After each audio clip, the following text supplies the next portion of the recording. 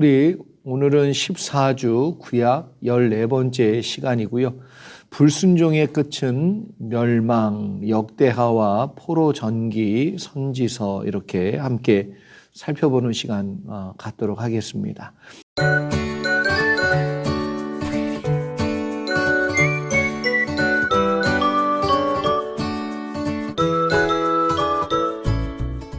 책은 181페이지부터 192페이지까지 내용을 오늘 다루면서 14주차 수업을 함께 진행하도록 하겠습니다. 우리 1번 보면 1번 문제부터 같이 한번 보죠. 북이스라엘이 멸망한 뒤에 남유다만이 남았지만 그들은 이 일을 교훈 삼지 않고 어떻게 하였고 어떤 결과를 낳았는지 적어보시기 바랍니다. 그러니까 타산지석이라고 해서 다른 사람의 실패와 실수를 내가 교훈으로 삼아야 되는데 그것도 멀리 있는 나라가 아니라 가까이 있는 나라잖아요. 하나님께서 많은 선지자들을 보내어 경고를 하셨지요. 동일하게 남유다는 하나님의 말씀을 가볍게 생각했습니다. 이게 제일 큰 문제예요. 하나님의 말씀을 가벼이 여기는 것. 대표적으로 이것 때문에 망한 사람이 누구냐면 사울 왕이거든요. 하나님께서 뭐라고 사무엘 선지자를 통해서 사울 왕에게 지적을 하냐 하면 왕이 하나님의 말씀을 버렸으므로 이렇게 표현해요. 그래서 하나님이 당신을 더 쓰지 아니하고 버리신다.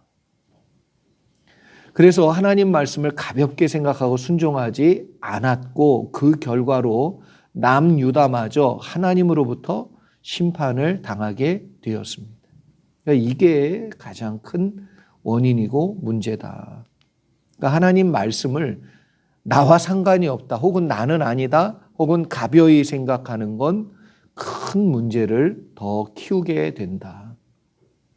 2번 도표의 빈칸을 채우시기 바랍니다. 우리가 보는 이 도표는 왕국시대와 포로시대를 우리가 보는 도표인데 왕국시대는 분열 왕국시대부터 통일왕국은 어디지요? 누구였지요? 사울왕, 다윗, 그 다음에 솔로몬까지 통일왕국, 그 다음에 이제 분열왕국은 그 아들인 르호보암이 왕이 될 때 남유다는 르호보암이 다스렸지만 북이스라엘은 여로보암이 다스렸어요. 그래서 남유다는 몇 명의 왕이 다스렸습니까? 20명의 왕이 다스렸고 북이스라엘은 19명의 왕이 다스렸어요. 그런데 19명의 왕, 마지막 왕이 호세아, 북왕국 이스라엘의 호세아 왕일 때 아수르라는 나라에 의해서 멸망을 당하지요. 아수르라는 나라에게 멸망당할 때 그때의 남유다의 왕은 누구였다? 히스기야였어요. 히스기야. 예. 그래서 히스기야 때에 북왕국 이스라엘은 망했지만 호세아 왕을 끝으로 망했지만 남유다는 히스기야 때문에 살았단 말이에요. 그러고 나서 약 그래도 150년 가까이 더 이어졌어요. 그걸 우리는 잔존 왕국 시대 이렇게 얘기합니다. 그래서 분열왕국 시대에 잔존왕국 시대에 활동했던 선지자, 그리고 포로 시대는 끌려가던 시기를 전반기, 그리고 다시 돌아오는 시기를 후반기 이렇게 나누어 보면 그때 활동했던 선지자들을 우리가 보게 되는데, 자, 분열왕국 시대에 북쪽에서 활동했던 선지자는 아모스, 요나, 호세아. 이 호세아는 선지자 호세아입니다. 호세아라는 이름 뜻이 뭐라고 그랬지요? 호세아는 하나님은 구원이시다. 호세아를 또 다른 모음으로 부르는 형식을 뭐라고 표현했냐면 여호수아. 그래서 호세아하고 여호수아는 자음이 똑같아요. 근데 모음이 틀려. 그래서 호세아라고 불러도 여호와는 구원이시다. 여호수아라고 불러도 여호와는 구원이시다라는 뜻이지요. 그런데 이게 신약에 와서는 누구의 이름이 됐냐면 예수, 여호수아, 호세아, 예수 같은 이름이에요. 그리고 남유다에서는 오바댜, 요엘, 미가, 그리고 분열왕국 시대에서 잔존왕국 시대로 넘어가는 그 시기에 남유다의 히스기야 시대에 이사야가 활동했어요. 그리고 잔존왕국 시대로 넘어가면 나훔, 스바냐, 예레미야, 에가, 하박국. 그래서 예레미야가 에가를 썼어요. 에가, 슬픈 노래. 그래서 탄식의 노래. 그래서 에가 이렇게 슬픈 노래다라는 뜻이죠. 그러면 선지자는 나훔, 스바냐, 예레미야, 하박국 이렇게 네 사람이 활동하게 됩니다. 그리고 포로 시대의 전반기에는 끌려가면서 나오는 사람이 있죠. 끌려가면서 예언했던 두 사람, 다니엘, 에스겔. 그리고 돌아올 때 성전 짓는 것과 관련 있는 사람, 성전 누가 지을래? 그랬더니 내가 할게. 그래서 내가 할게. 안 지고, 아니 성전 자꾸 지으라고 그러는데 짓지도 않으니까 니들 안 짓고 쓱 가랴. 할게, 스가랴는 성전 재건과 관련이 있어요. 성전 재건이 이제 끝난 다음에는 뭐예요? 말라기. 자, 선지자들과 왕국 시대의 내용들을 잘 연결해서 보시면 좋겠습니다. 자, 3번 잔존왕국 시대의 역사적인 배경을 간략하게 설명해 보시기 바랍니다. 잔존왕국 시대 그러면 누구부터 시작한다? 북왕국 이스라엘은 멸망했다. 호세아 왕이었다. 남쪽은 누구였다? 히스기야. 이렇게 기억을 해 두시면 됩니다. 북왕국 이스라엘을 멸망시킨 왕, 아수르의 왕 사네립은 남유다마저 손에 넣기 위해 내려옵니다. 이런 불안한 정국 가운데 남유다의 지도자들은 하나님이 아닌 애굽을 의지하려고 했어요. 이게 참 어리석은 거지요. 백성들 사이에는 우상 숭배가 팽배해지고 국가가 자신들의 안위를 책임져 주지 못한다는 생각에 스스로의 안전을 도모하기 위해서 사설 군대와 성 같은 가옥을 짓기 시작했습니다. 그래서 북왕국 이스라엘의 상황이지요. 돈을 모으기 위해 수단과 방법을 가리지 않고 부패와 불의가 자행되는 가운데 백성들은 각자 소견에 오른 대로 살 길을 찾습니다. 정치 지도자들 사이에는 이권 다툼이 일어나고 북방에서 바벨론이라는 신흥 강국이 점차 세력을 확장하자 남유다는 내외적인 어려움에 빠지게 됩니다. 이에 남유다는 더욱더 애굽을 의지하며 하나님을 외면하고 말씀도 버리고 우상숭배에 빠지게 됩니다. 이런 상황에서 잔존 시대의 선지자들이 삶의 방향을 잃은 유다 백성들에게 하나님의 메시지를 전하지요.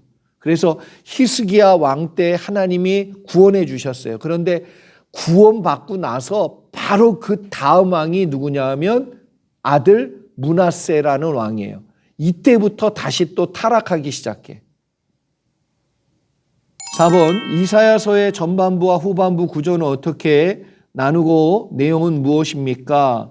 전반부는 1장부터 39장까지 그래서 이스라엘 백성의 과거 고난에 관한 내용이 적혀져 있고 특히 이스라엘과 주변 나라들의 심판 내용도 포함되어 있다는 것. 그리고 40장부터 66장까지 성경이 66권인데 이사야서도 66장이에요. 66.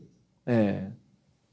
그래서 40장부터 66장까지는 메시아 왕국과 장차 다가올 하나님 나라에 관한 내용으로 채워져 있습니다.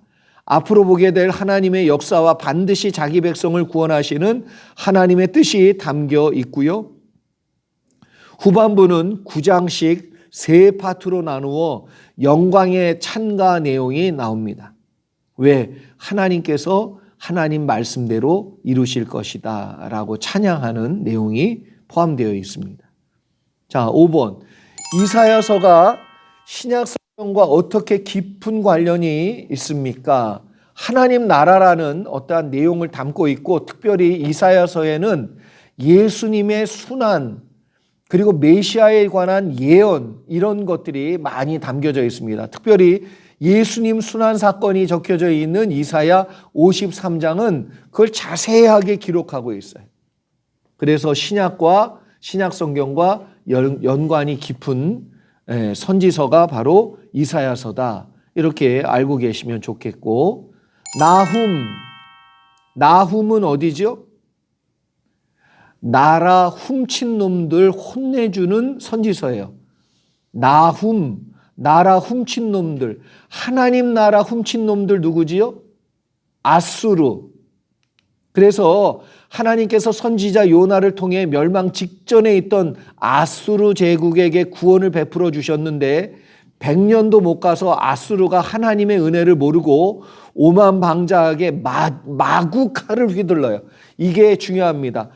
내가 하나님으로부터 권력을 받았어. 지위를 받았어. 능력을 받았어요. 지혜를 받았어요.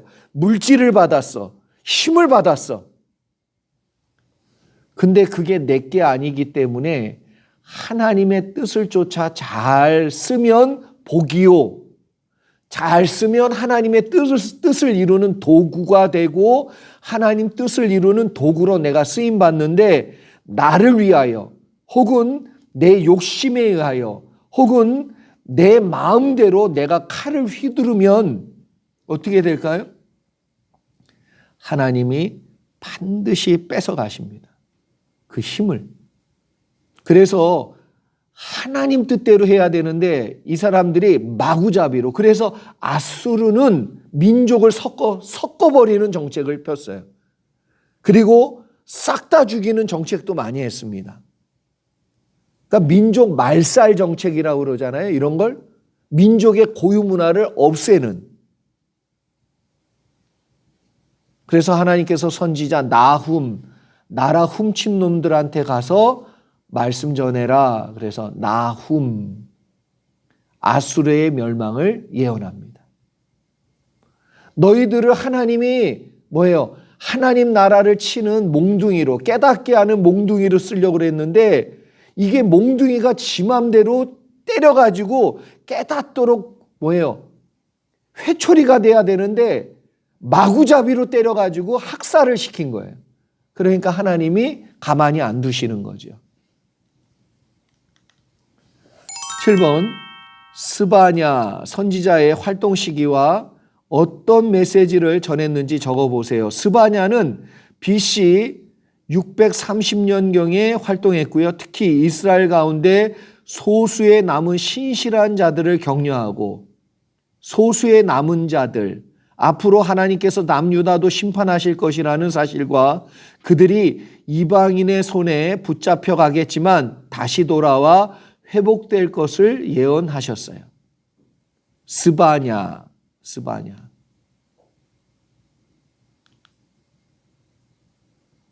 하박국 선지자의 활동 시기와 무엇을 예언했는지 적어보시기 바랍니다. 하박국 선지자는 BC 605년경 여호야김 어떻게 다 기억나시나요?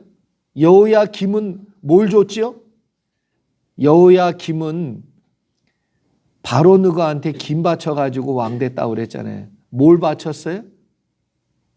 뇌물 주어서.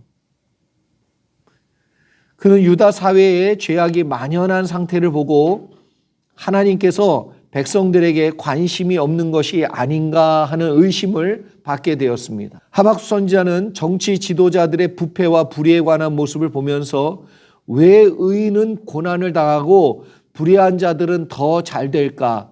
그래서 우리가 찬양 중에 무화과 나무 잎이 마르고 포도 열매가 없어도 다 그 내용이에요.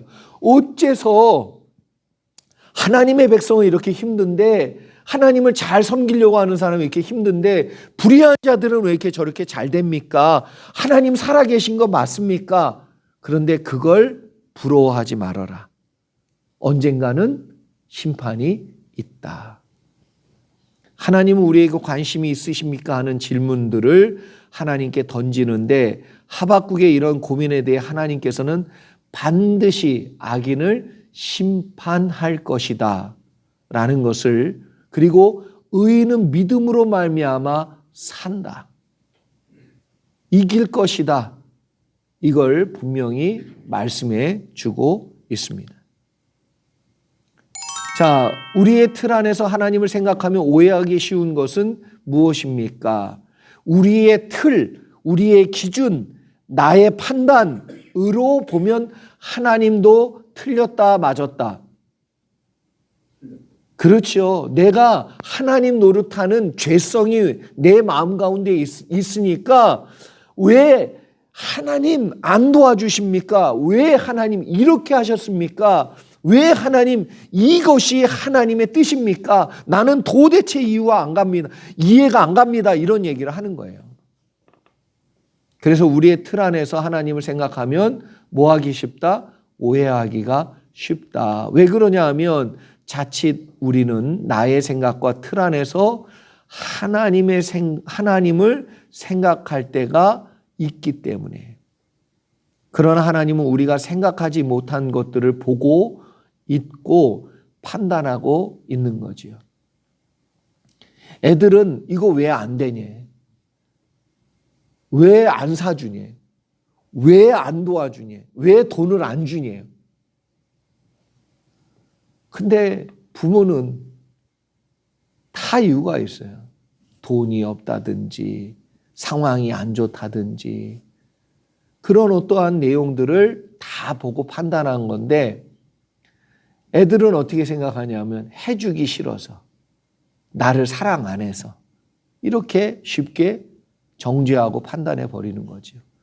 하나님이 응답 안 주실 때 제일 많이 하는 거, 하나님 응답 안 주시면 나 사랑하지 않는 거로 난 생각하겠습니다. 나도 그럼 당신 사랑하지 않습니다. 이렇게 얘기하는 사람도 봤어요.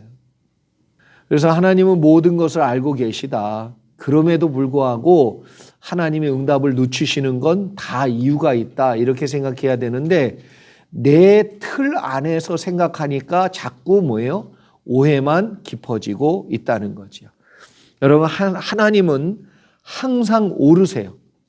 믿음으로 끝까지 하나님의 공의와 사랑을 신뢰하면 하나님이 은혜를 반드시 베풀어 주십니다. 자, 10번.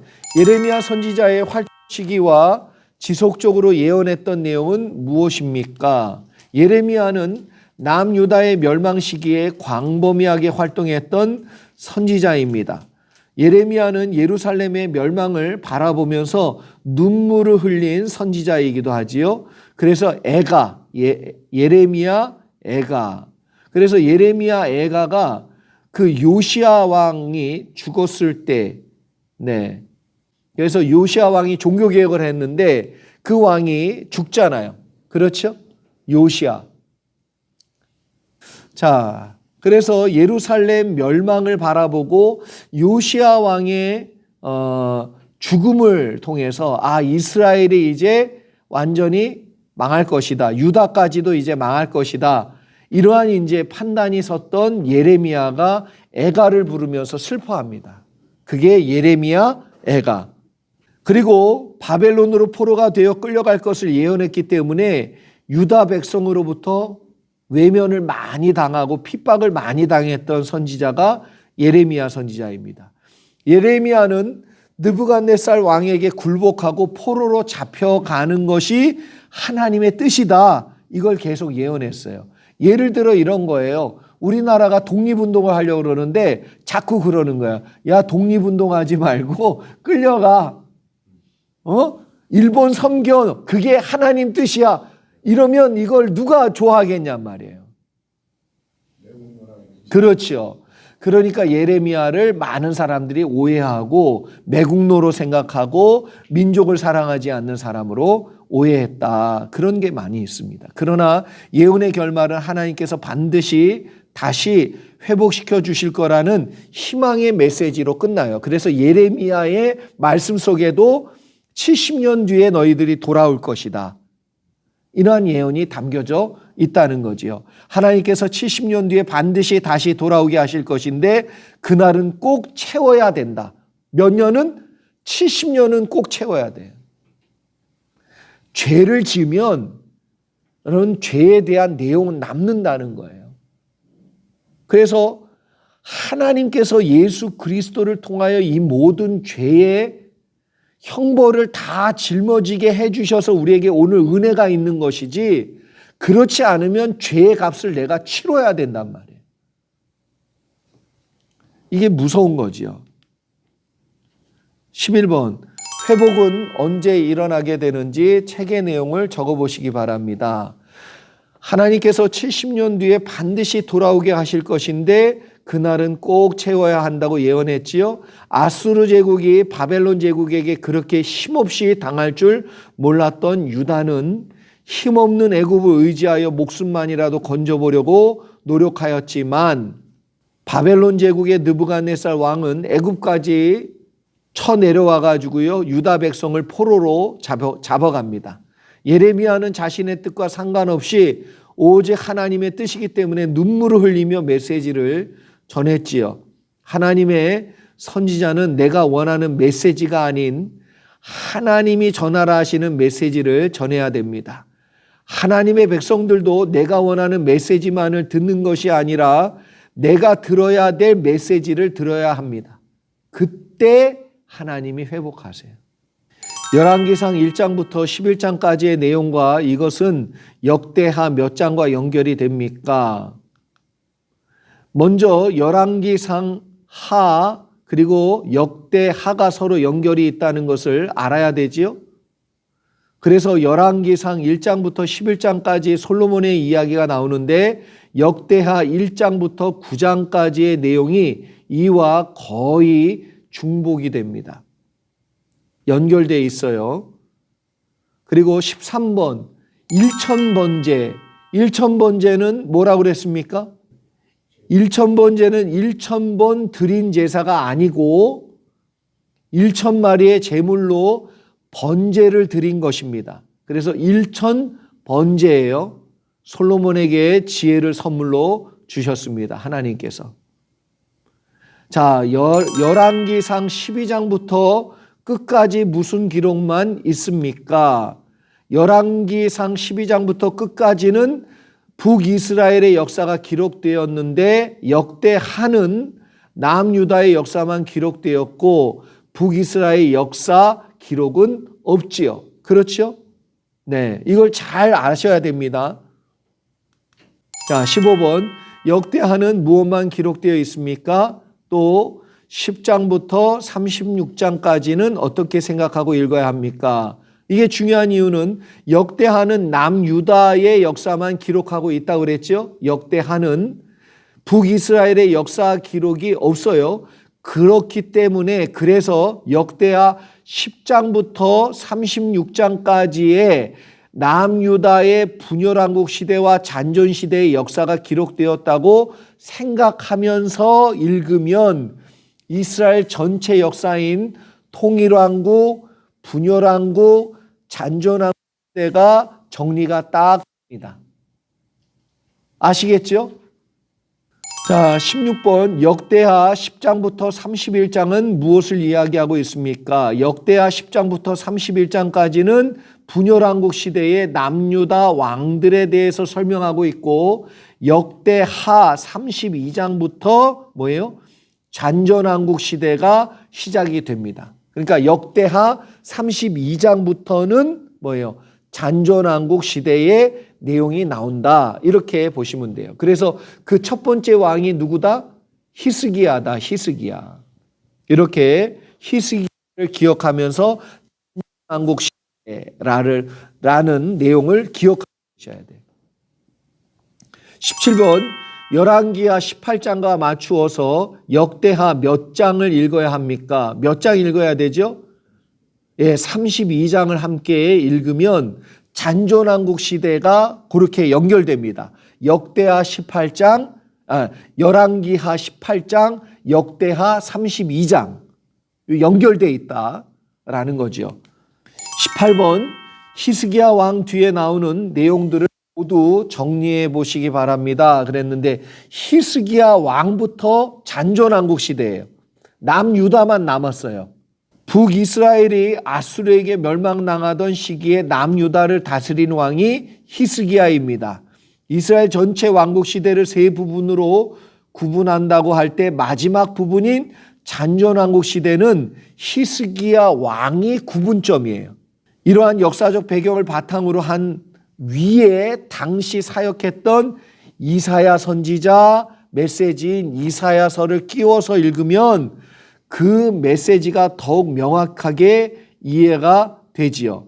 히스기야 왕 뒤에 오는 요시야 왕에 대해서는 그의 종교개혁을 기억해야 되고, 이때부터 유다가 모든 면에서 하락과 멸망의 길로 쫙 내려갑니다. 그래서 유다의 마지막 왕인 시들기야 하겠냐 그랬는데 망했다고 그랬죠. 까지 묶어서 보면 잔존왕국 시대 전체가 한눈에 이렇게 보이게 되어 있어요. 그렇게 연결해서 꼭 보시기 바랍니다. 19번, 잔존왕국 시대와 연결해서 읽어야 될 선지서는 무엇입니까? 나훔, 스바냐, 그리고 예레미야, 에가, 하박국. 남유다는 북이스라엘의 패망을 보면서 그것을 교훈 삼지 않았고, 하나님께서 선지자들을 통해 말씀을 주셨지만 그 말씀을 가볍게 여깁니다. 이것이 남유다가 북이스라엘과 동일하게 패망한 이유라고 또 얘기하고 말씀을 드리지요. 남이 그래서 신앙생활 잘하면서 잘 되는 사람을 따라가야 돼요. 그거 되게 중요합니다. 20번, 하나님의 말씀을 듣는 것이 곧 무엇입니까? 하나님 말씀을 듣는 거, 성경은 하나님 말씀을 듣는 것이 곧 하나님을 하나님으로 인정하는 것임을 말했어요. 이게 뭐지요? 영광. 하나님을 사랑하는 것이고 하나님께 영광을 올려드리는 것은 하나님의 말씀을 듣는 행동, 순종이라는 행동이 나올 때 가능한 거예요. 그래서 사무엘은 사울 왕에게 순종이 제사보다 낫다. 제사 아무리 드리면 뭐예요? 진짜 영광의 마음은 없는데, 하나님을 하나님으로 인정하는 마음과 태도가 없는데, 예배 드리면서 막 손 들고 찬양을 막 하는데 나와가지고 이 사람 저 사람 판단은 다 하고 있고, 뒤에서 막 수군거리고,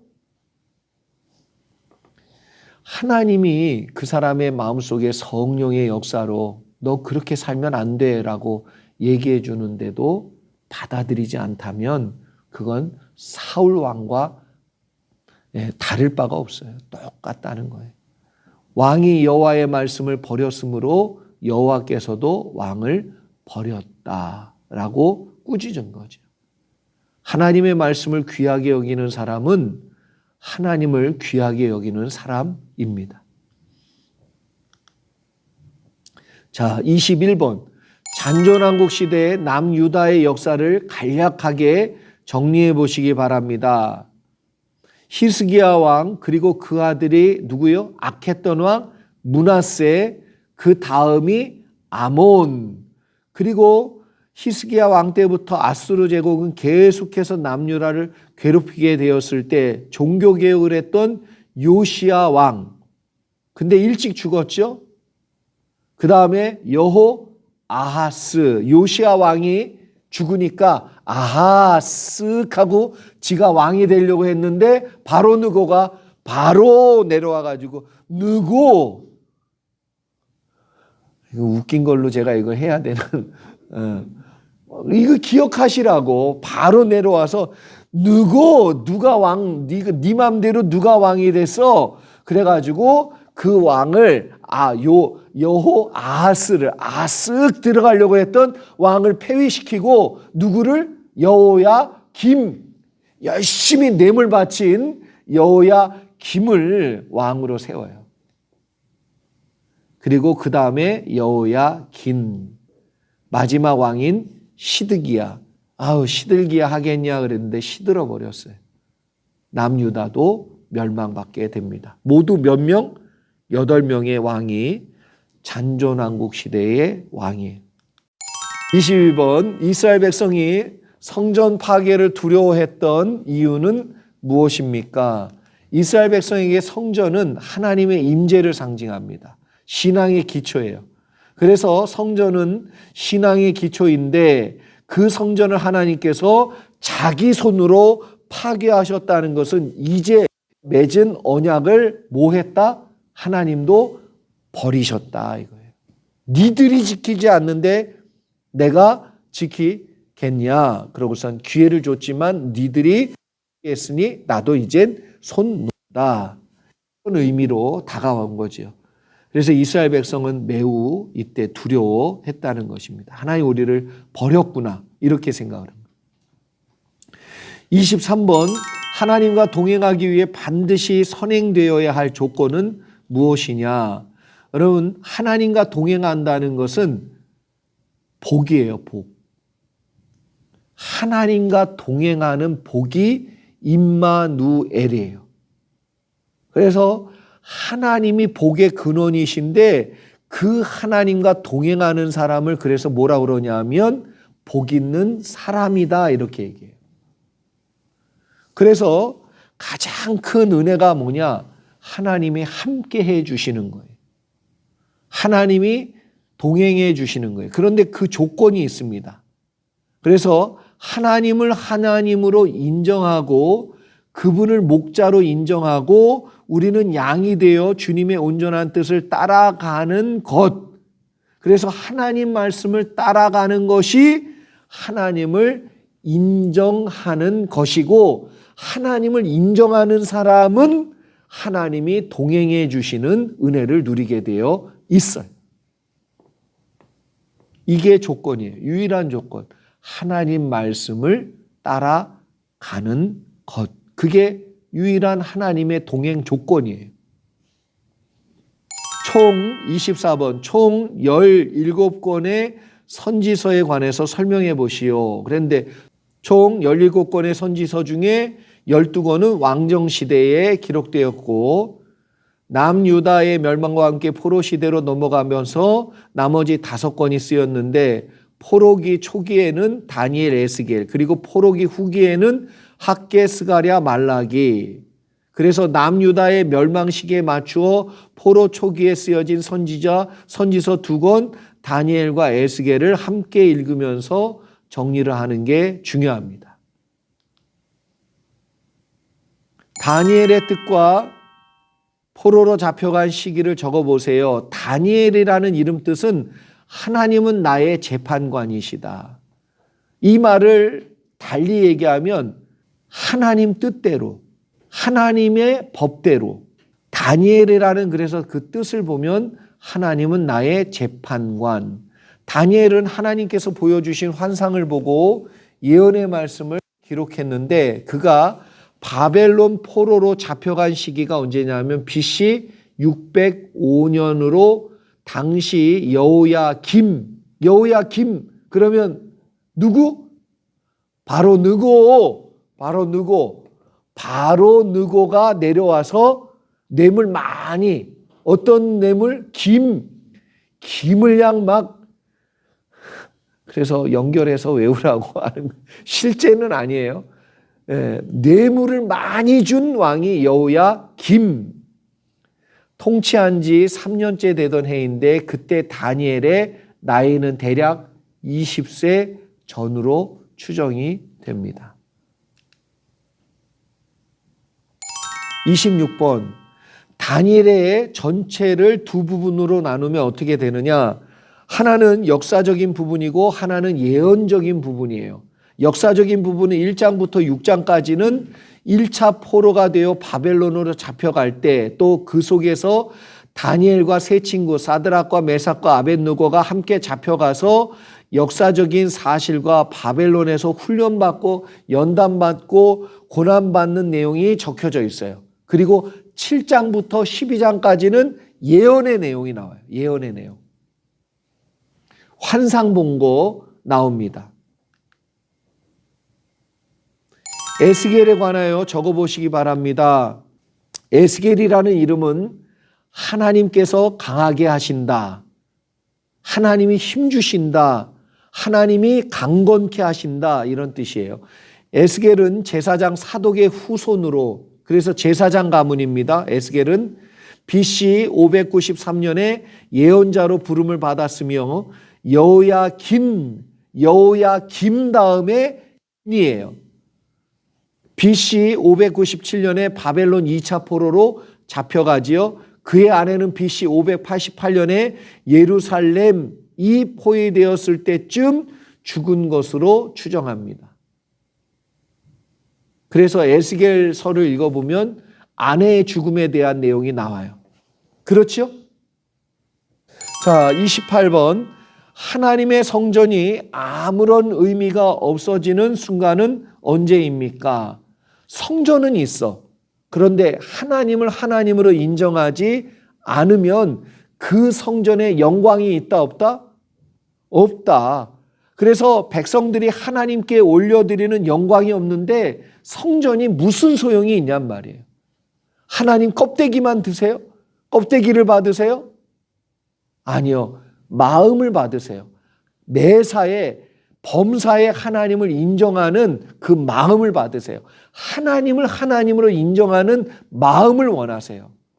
그래서 누구를 위한 성전이며 무엇을 위한 성전입니까? 또 누구를 위한 예배냔 말이에요. 하나님의 하나님 되심이 없어지는 순간부터 인간들은 스스로 하나님 되어서 자기 주관대로 살았고 그때부터 죄가 역사하며 사망의 법이 다스리게 되는 것입니다. 그래서 예배를 드릴 때도 어떻게 드리죠? 하나님께 영광으로 올려드리는 게 아니라 내가 드리고 싶은 대로 드리는 거야. 그리고 하는 말이 뭐냐 하면 내가 드렸는데 왜 안 받으시냐는 거예요. 내가 이렇게 잘 드렸는데, 내가 기쁘게 드렸는데 왜 안 받으시냐? 꼭 누구와 같은 제사지요? 가인의 제사는 그래서 안 받으세요. 예배라고 다 예배가 아닙니다. 신약에서 예수님이 자신을 인자라고 말씀하신 이유는 무엇입니까? 죄된 인간은 누구도 예외 없이 자신이 하나님 되어 하나님의 영광을 가로채거나 하나님이 아닌 다른 것을 하나님 삼고 사는 죄를 범하여, 이게 무슨 죄냐 하면 우상 숭배예요. 하나님이 아닌 다른 것을 하나님 삼고 의지하고 사는 거, 이게 우상 숭배의 죄입니다. 하나님과 원수가 되는 거죠. 죄는, 내가 하나님 되려고 하는 이 죄는 하나님과 원수가 되는 거예요. 그 결과로 하나님의 영광에 이르지 못하게 됩니다. 그러나 이 사망의 굴레를 벗어나 구원받을 수 있는 유일한 방법이 있어요.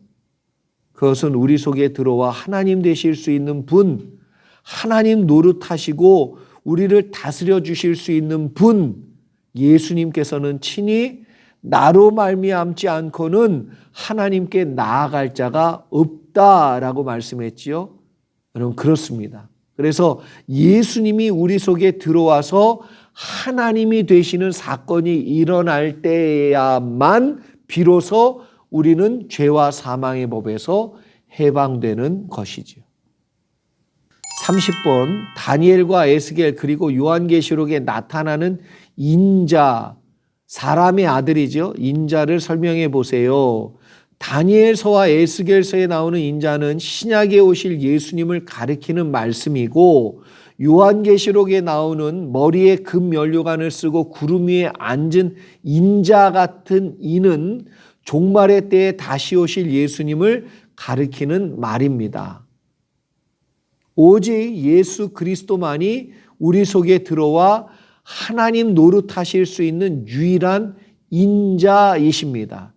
그래서 베드로는 주는 그리스도시요 하나님의 아들이라고 고백했고, 도마도 부활하신 예수님을 향하여 나의 주, 나의 하나님이라고 고백을 했습니다.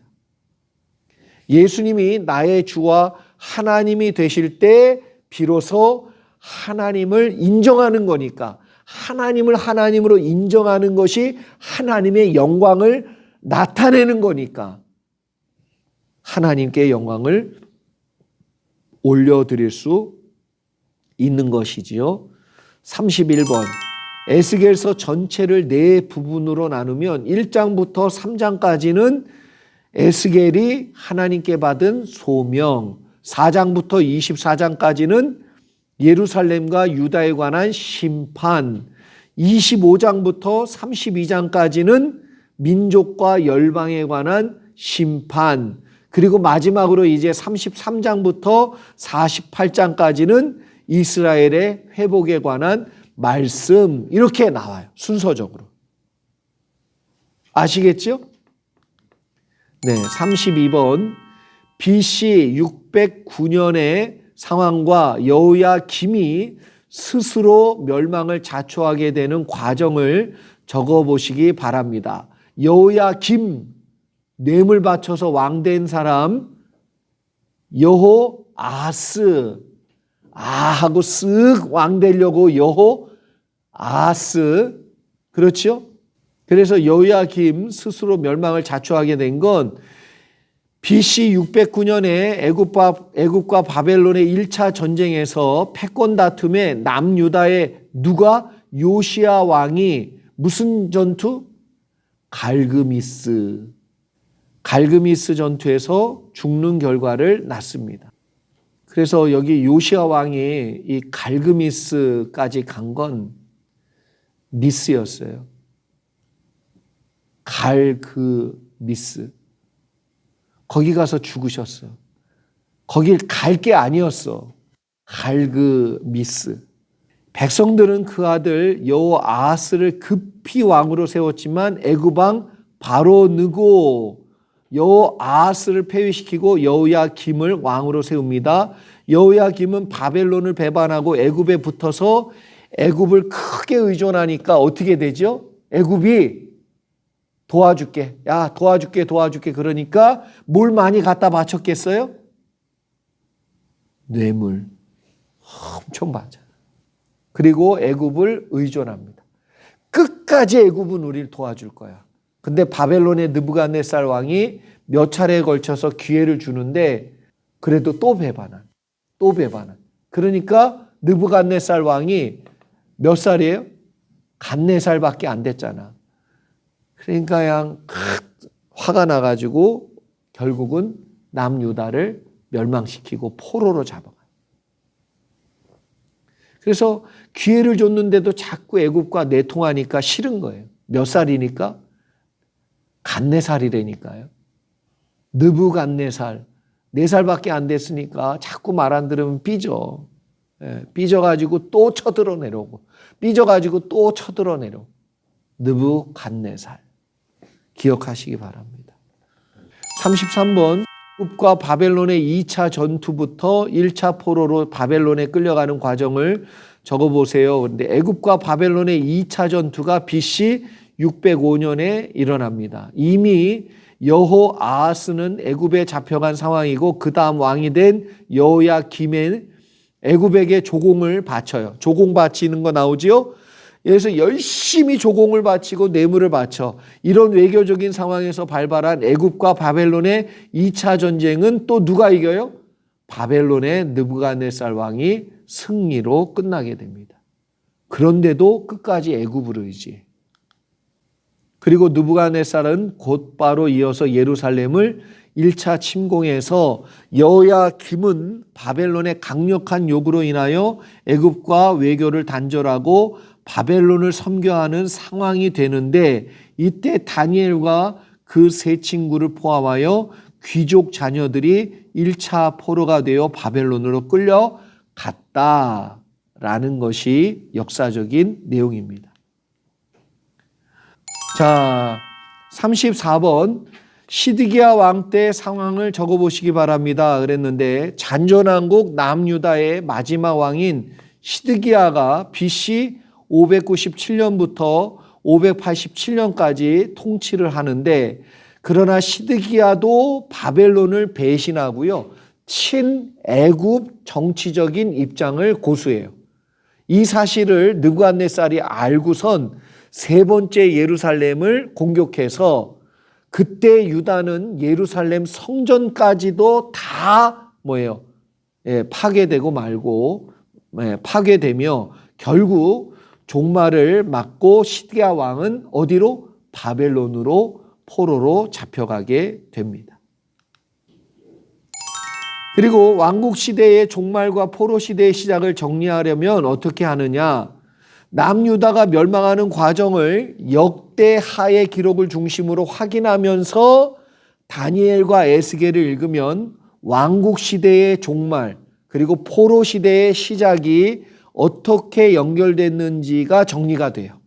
그래서 이렇게 보시면 되겠습니다.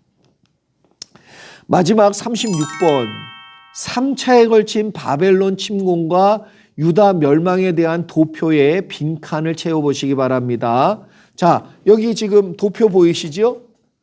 자, 시기적으로 보면 애굽과 바벨론의 1차 전쟁, 그리고 두 번째 애굽과 바벨론의 2차 전쟁, 세 번째 여호야김의 배신에 분노한 느부갓네살 왕, 그리고 시드기야의 배신과 유다의 멸망, 이렇게 되어 있어요.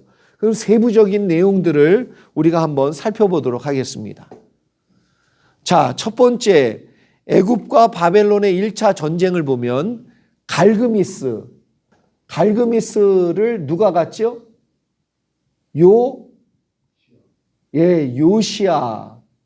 요시아는 종교 개혁을 했던 좋은 왕인데 요시아가 거길 가는 게 미스였어. 갈그미스. 그래서 거기 가는 게 미스였어요. 여기서 죽어버려. 그리고 그 아들 여호아스. 야, 아버지가 죽었으니까 이제 내가 왕이 돼야 되나? 아스 되려고 그랬는데 안 됐어. 그래서 바로 느고가 내려왔더니 누가 네 맘대로 왕이 됐어. 바로 누가 왕이 됐냐? 그래서 보니까 허락 없이 왕 됐다고 그래서 여호아스는 폐위시키고 누가? 여호야김. 김 그러니까 뇌물을 애굽에게 왕 시켜줬으니까 열심히 갖다 바치죠. 여호야김. 그리고 유다는 잔존왕국 시대에 애굽의 속국이 됩니다. 자, 바벨론의 2차 전쟁, 애굽의 편이 되어 전쟁을 지원한 여호야김. 왜요? 왕 세워줬으니까 계속해가지고 뭐 했겠어요? 김 갖다 줬어요. 김. 뇌물, 조공. 바벨론이 2차 전쟁에서 승리하게 되고 느부갓네살이 애굽을 도와준 유다를 침공해서 이때가 뭐예요? 여호야김 때 1차 침공. 여호야김 때 2차 침공. 시드기야 때 3차 침공. 아시겠죠? 그래서 포로로 잡혀갑니다. 이때 포로로 잡혀간 사람이 누구다?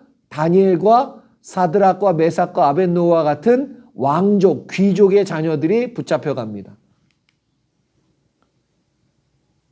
그러면 이제 BC 602년에서 597년 여호야김의 배신에 분노한 느부갓네살 왕이 보세요.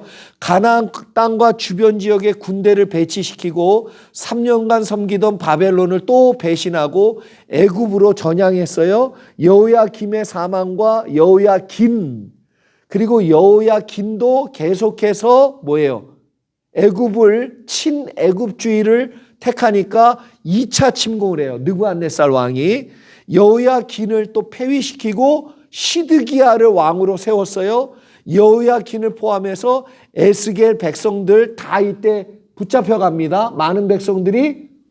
그리고 이제 시드기야 왕 친애굽으로 또 전향해요.